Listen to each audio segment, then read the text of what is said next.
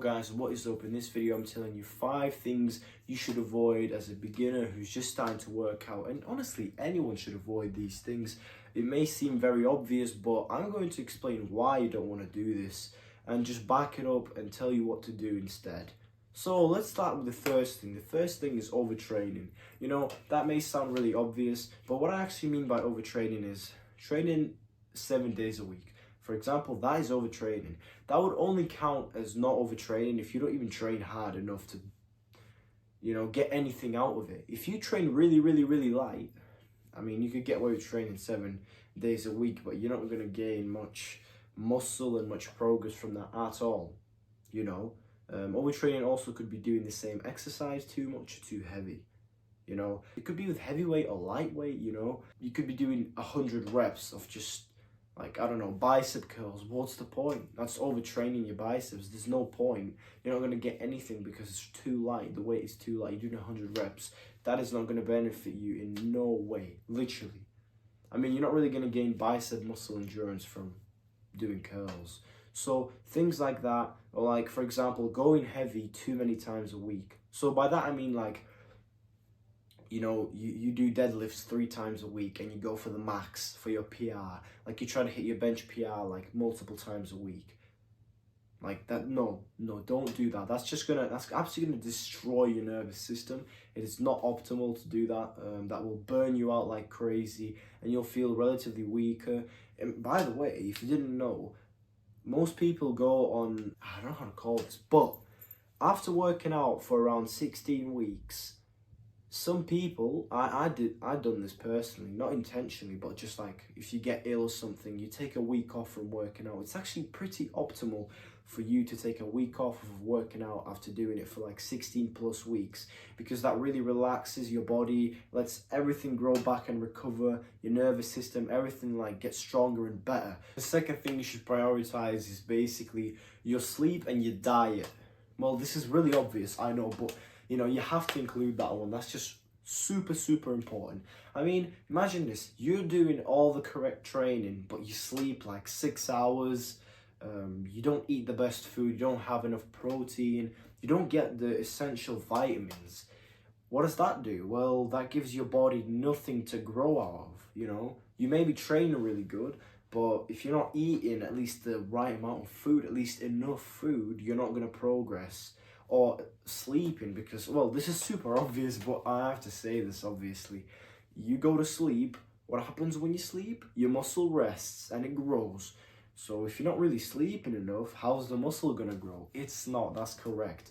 Plus, if you wouldn't sleep enough, you wouldn't have enough energy to go all out in your workouts and put effort in and train hard, but not too much. Obviously, we're not trying to overtrain, especially if you're a beginner. Don't train too hard, okay? But have some balance. It has to be pretty intense, pretty strong. You have to be tired. It has to be a good, effective workout. But if you're really just starting, watch out. Really, it's super easy to overtrain and be sore for 3 days. So okay, after that, the diet. So we just chatted about the sleep a bit, the diet. Well, this is also very obvious. If you're not eating enough protein, your muscles aren't going to grow. Protein is super duper important, but obviously we're not counting out the carbs and the calories. You have to eat a right amount of calories. If you're not eating enough calories, well, you're not just going to get bigger, are you? You're not going to progress. As someone who's starting, you're going to have newbie gains and you're going to grow really quick. What I mean by newbie gains is just when anyone starts working out, the first 3 months are going to be the best months of your growth. Even if you're doing kind of the wrong things, it's your body's first time putting on any amount of muscle. It will grow really quick, but after that it's going to slow down and reality is going to hit, unless you're on steroids. Okay, so number three is ego lifting. I'm sure all of you guys know what ego lifting is, but the people that don't know what ego lifting is, basically it's you lifting too much weights. Your ego is really big. Yeah, you think, oh, I could lift this. I could build muscle off of this. You take 50 kg for the curls when you should be doing 35 barbell curls, by the way. And you just end up not doing the correct form, looking like an idiot, grabbing the barbell and just doing this, swinging the barbell when you should be doing it clean like that. And obviously, apart from just leading to injury, that is not going to help you grow any muscle, because it's just going to make you do the most sloppy, form in the world. Like, it's not going to be correct at all. If you don't have the mind-muscle connection, you're not going to build anything from it. So don't ego lift, because if you get injured, you could be held back for a month, maybe longer, maybe a little bit less. But, you know, if you get held back from just taking the weight that's too heavy, that wasn't even going to benefit you with growth anyways, that is really silly. So be careful with the weight that you take. Prioritize having that mind-muscle connection, controlled reps, 8 to 9 reps, maximum of 12 if you're trying to build muscle and stuff.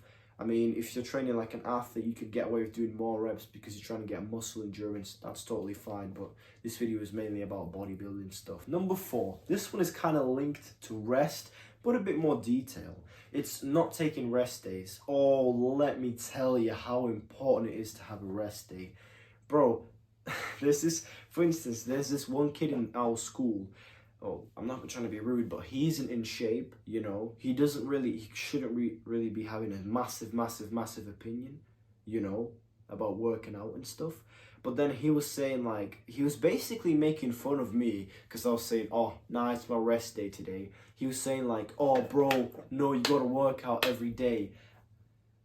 Okay, let him say all that, but that is so not true. You should be having a rest day. Well, it's, once again, for anyone who actually works out, this is also obvious. A rest day is really important for some muscle to recover. You know, you can't be training 7 days a week because you're just going to prevent your muscle from growing. You're going to put too much work on it. You're going to basically overtrain it, like I said earlier. But this is a bit more detail. So have a rest day or 2 in your week. Me personally, when I was actually working out consistently, I'm literally not really working out consistently right now because of my injury, which I didn't get from ego lifting, by the way. Don't even know how. But anyways, it doesn't matter about the injury. I, to be honest, had 2 rest days a week. I think, yeah. And I think that's fair enough if you really choose to train super hard. If you don't train that hard, okay, 1 rest day a week, maybe 0, but I don't recommend having 0. 1 to 2 rest days a week is totally acceptable, and you should be considering that if you're trying to train smart and actually do progress, you know.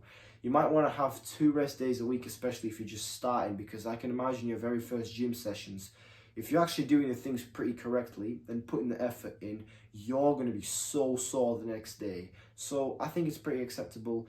But the next thing, number 5, really important, not staying consistent. Okay, that's really bad. That is the worst thing, literally the worst thing. You know, if you're like hitting it in the gym, like the first month, you're popping off, you're doing great, you've seen the most progress, and then you just stop for another month, then you're back for a month, you know, that is obviously not consistent. And, you know, after doing that for 2 years, someone who's been doing it consistent for 4 to 5 months is going to look better than you because he just never really stopped. It's really important to stay consistent. Not being consistent is one of the biggest mistakes, you know. I'd rather have you keep showing up to the gym when your sleep and diet is shit than having a perfect diet for a month and then resting for a month and then having a perfect diet again. Literally, I'd rather have you have a bad diet and not really good sleep, but working out every month, you know, not skipping it, not really skipping the gym, staying consistent. That's going to give you skill. That's going to help you understand what you actually like doing the most. That's going to sort your program out. And you're just going to know, like, okay, I do this on this day, I do that. And it's just going to open your mind, open doors that you've never heard about before, exercises, the rep amount. You're going to learn about your body a lot and how it works and what is it like and how you're going to help it grow the most.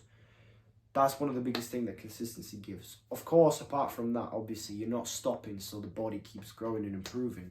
Yeah, but it's also the experience thing. So take that in mind. Let me know what you thought about the video. I feel like I didn't say enough, but I'm not trying to make this super duper long. Hope you enjoyed watching this. I'll try keep up different content like this. I can't really train because of the wrist injury. Yeah, but I will make a tricep push down video where I'm yapping again. That's one of the only things I can get away with this wrist, which is obviously really annoying. Thank you for watching, guys. Like and subscribe.